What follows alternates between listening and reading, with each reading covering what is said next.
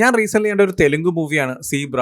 Scam 1992 അല്ലെങ്കിൽ lucky Bhaskar. ഈ രണ്ട് മൂവീസിന്റെ മേജറായിട്ട് നിൽക്കുന്ന ഒരു പോയിന്റ് ആണ് സ്കാം എന്ന് പറയുന്നത്. സോ ആ ഒരു സ്കാമിനെ തന്നെയാണ് ഈ ഒരു മൂവിയിൽ ഹൈലൈറ്റ് ചെയ്ത് സംസാരിക്കുന്നത്. പക്ഷെ മറ്റുള്ള മൂവീസിലെ പോലെ കംപ്ലീറ്റ്ലി ഒരു സ്കാം മാത്രമല്ല ഇവിടെ സംസാരിക്കുന്നത്. ഒരുപാട് ലേയേഴ്സ് ഉണ്ട് ഈ ഒരു മൂവിക്ക്. ഒരു സ്കാം സംസാരിക്കുന്നുണ്ട്, അതിനുശേഷം ആ ഒരു സ്കാം വഴി വരുന്ന കുറച്ച് പ്രോബ്ലംസ് സംസാരിക്കുന്നുണ്ട്, പിന്നെ ഒരു ടിപ്പിക്കൽ ആയിട്ടൊരു വില്ലൻ, പിന്നെ അതിന്റെ ഒരു ബാക്ക് സ്റ്റോറി. സോ അങ്ങനത്തെ കുറച്ച് കാര്യങ്ങൾ മിക്സ് ചെയ്തിട്ടുള്ള ഒരു സ്റ്റോറി ടെല്ലിംഗ് ആണ് ഈ ഒരു മൂവിയുടെ. സോ അതുകൊണ്ട് തന്നെ നമ്മൾ സ്ഥിരമായിട്ട് കാണുന്ന ഒരു സ്കാം മൂവീസോ സ്കാം സീരീസ് ആയിട്ടുള്ള ഒരു സ്റ്റോറി ടെല്ലിംഗ് പാറ്റേൺ അല്ല, കംപ്ലീറ്റ്ലി ഡിഫറെന്റ് ആയിട്ടുള്ള പാറ്റേൺ തന്നെയാണ്. പക്ഷെ അത് വളരെ നൈസ് ആയിട്ട് തന്നെ ഈ സിനിമയിൽ പ്രസന്റ് ചെയ്തിട്ടുണ്ട്. അധികം ബോർ നടിപ്പിക്കാതെ നല്ല ത്രില്ലിംഗ് ആയിട്ട് തന്നെ മുന്നോട്ട് കൊണ്ടുപോകുന്നുണ്ട്. ആൻഡ് ഈ ഒരു മൂവിയുടെ സ്റ്റോറി എന്ന് പറയുന്ന ഒരു ബാങ്ക് എംപ്ലോയി ഉണ്ട്. പുള്ളിക്കാരുടെ ജോബ് എന്ന് പറയുന്നത് ഈ ചെക്സ് ഒക്കെ ഡിപ്പോസിറ്റ് വരുമ്പോൾ ചെക്കിന്റെ അക്കൗണ്ട് നമ്പറും അല്ലെങ്കിൽ ഏത് അക്കൗണ്ടിലോട്ടാണോ അത് ഡിപ്പോസിറ്റ് ചെയ്യേണ്ടത് അതിന്റെ ഡീറ്റെയിൽസ് ഒക്കെ പ്രോപ്പറായിട്ട് രജിസ്റ്റർ ചെയ്തതിനു ശേഷം ആ ഒരു ക്യാഷ് ട്രാൻസ്ഫർ എന്നാണ് പുള്ളിക്കാരുടെ ജോലി. സോ അങ്ങനത്തെ ഒരു ടൈമിൽ ഒരു ചെക്ക് ഡിപ്പോസിറ്റ് ചെയ്യാനായിട്ട് വരും. അതിന്റെ എമൗണ്ട് കുറച്ച് ഹ്യൂജ് ആണ്. സോ ചെറിയൊരു മിസ്റ്റേക്ക് സംഭവിക്കും. ഇത് ഡിപ്പോസിറ്റ് ചെയ്യുന്ന അക്കൗണ്ട് നമ്പർ ചെറുതായിട്ടൊന്ന് മാറിപ്പോയിട്ട് വേറൊരു അക്കൗണ്ടിലോട്ട് ഈ ഒരു ക്യാഷ് ഡിപ്പോസിറ്റ് ആവും. സോ പിന്നീട് അവിടെ എന്താണ് സംഭവിക്കുന്നത്, അല്ലെങ്കിൽ ഈ ഒരു ക്യാഷ് വേറൊരു അക്കൗണ്ടിൽ പോയി ക്യാഷ് തിരിച്ചെടുക്കുന്നത് എങ്ങനെയാണ്, അല്ലെങ്കിൽ ആ ഒരു ബാങ്കുമായിട്ട് റിലേറ്റ് ചെയ്തിട്ട് ഇതിന്റെ ലൂപ്പ് ഹോൾ വെച്ച് എങ്ങനെയാണ് അവർ തിരിച്ചു പിടിക്കുന്നത്, അങ്ങനത്തെ കാര്യങ്ങളാണ് സിനിമ സംസാരിക്കുന്നത്. സോ ഇതാണ് ഈ ഒരു മൂവിയുടെ ബേസിക് കോൺസെപ്റ്റ്. ആൻഡ് ഈ ഒരു മൂവിയുടെ ഫസ്റ്റ് ഹാഫ് നോക്കുവാണെങ്കിൽ തന്നെ വളരെ എൻഗേജിംഗ് ആയിട്ടാണ് കൊണ്ടുവരിക്കുന്നത്. ഓരോ കാര്യങ്ങളും നല്ല അടിപൊളിയായിട്ടാണ് അവർ പ്രസന്റ് ചെയ്തിരിക്കുന്നത്. അപ്പോൾ ബാങ്കിങ്ങിന്റെ ഒരു കാര്യം എടുത്ത് നോക്കുകയാണെങ്കിൽ തന്നെ ബാങ്കിങ്ങിലുള്ള ഒരുപാട് ലൂപ്സിനെ സിനിമയിൽ ഡീറ്റെയിൽ ആയിട്ട് പറയുന്നുണ്ട്. ഒരു ക്ലാസ് പോലെ തന്നെ എടുത്തു വെച്ചിട്ടുണ്ട് ഒരുപാട് കാര്യങ്ങൾ. അതായത്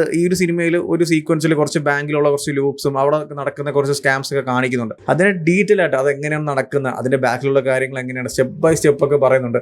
അത്ര എൻഗേജിംഗ് ആയിട്ടാണ് ഒരു ഫസ്റ്റ് ഹാഫ് കൊണ്ടുവരിക്കുന്നത്. ആൻഡ് സെക്കൻഡ് ഹാഫും അതുപോലെ തന്നെയാണ്. പക്ഷേ സെക്കൻഡ് ഹാഫിൽ സിനിമയെ ചെറുതായിട്ടൊന്ന് ഡ്രാഗ് ചെയ്യിപ്പിക്കുന്ന കുറെ എലമെന്റ്സ് വരുന്നുണ്ട്. അതായത് ഒരു ബാക്ക് സ്റ്റോറി, ചില ക്യാരക്ടേഴ്സ്, ചില സിറ്റുവേഷൻസ്, ഇങ്ങനത്തെ കുറച്ച് കാര്യങ്ങൾ വരുമ്പോൾ മൂവി ചെറുതായിട്ടൊന്ന് സ്ലോ പേസ് ആവുന്നുണ്ട്. പക്ഷേ ഓവറോൾ അടിപൊളിയായിട്ട് തന്നെ സിനിമ പ്രസന്റ് ചെയ്തിട്ടുണ്ട്. ആൻഡ് ഈ ഒരു മൂവി പ്രസന്റ് ചെയ്തിരിക്കുന്ന സ്റ്റൈൽ എന്ന് പറയുന്നത് രണ്ട് ലെയർ ആയിട്ടാണ്. ഒരു ലെയർ നോക്കുവാണെങ്കിൽ തന്നെ ഈ ബാങ്കിങ്ങിലുള്ള കുറെ ലൂപ്സും അവിടെ നടക്കുന്ന കുറച്ച് സ്കാമും അങ്ങനത്തെ കുറെ കാര്യങ്ങൾ ഡീറ്റെയിൽ ആയിട്ട് പറയുന്നുണ്ട്. ആൻഡ് സെക്കൻഡ് ലെയർ എന്ന് പറയുന്നത് ഈ ഒരു ഫസ്റ്റ് ലെയറിൽ സംസാരിക്കുന്ന കുറെ കാര്യങ്ങൾ റിലേറ്റ് ചെയ്തിട്ട് നടക്കുന്ന കുറെ ഇൻസിഡൻസും ഇവന്റ്സ് ഒക്കെയാണ് സിനിമ സംസാരിക്കുന്നത്. അവിടെ ഒരു വില്ലൻ വരുന്നുണ്ട്, പിന്നെ വില്ലന്റെ ഒരു ബാക്ക് സ്റ്റോറി വരുന്നുണ്ട്, പിന്നെ അവിടെ നടക്കുന്ന കുറെ ഇവന്റ്സ്. സോ ഇങ്ങനത്തെ രണ്ട് ലെയേഴ്സ് മെർജ് ചെയ്തിട്ടാണ് സിനിമയുടെ സ്റ്റോറി മുന്നോട്ട് കൊണ്ടുവരിക്കുന്നത്. അടിപൊളിയായിട്ടാണ് സിനിമ പ്രസന്റ് ചെയ്തിട്ടുണ്ട്. പല ഏരിയാസും നല്ല എൻഗേജിംഗ് ആണ്. എസ്പെഷ്യലി ഫസ്റ്റ് ഹാഫിൽ പറയുന്ന കുറച്ച് ബാങ്ക് റിലേറ്റഡ് ആയിട്ടുള്ള ലൂസും സ്കാംസും പിന്നീട് നടക്കുന്ന കുറെ ഇവന്റ്സും അതൊക്കെ നല്ല എൻഗേജിംഗ് ആയിട്ട് തന്നെ കൊണ്ടുപോകുന്നുണ്ട്. എനിക്ക് ഓവറോൾ സിനിമ നല്ല രീതിക്ക് ഇഷ്ടപ്പെട്ടു. അഫ്കോഴ്സ് ഇതൊരു തെലുങ്ക് മൂവിയാണ്, അതുകൊണ്ട് തന്നെ അതിൻ്റെ ആയിട്ടുള്ള കുറെ സിനിമാറ്റിക് കാര്യങ്ങളൊക്കെ ആഡ് ഓൺ ചെയ്തിട്ടുണ്ട്. അത് മാറ്റി നടത്തിയ ഒരു അടിപൊളി പ്രസന്റേഷനും അടിപൊളി സ്റ്റോറി തന്നെയാണ്. നമ്മൾ സ്ഥിരമായിട്ട് കാണുന്ന ഒരു സ്കാം മൂവീസോ അല്ലെങ്കിൽ ബാങ്ക് റിലേറ്റഡ് ആയിട്ടുള്ള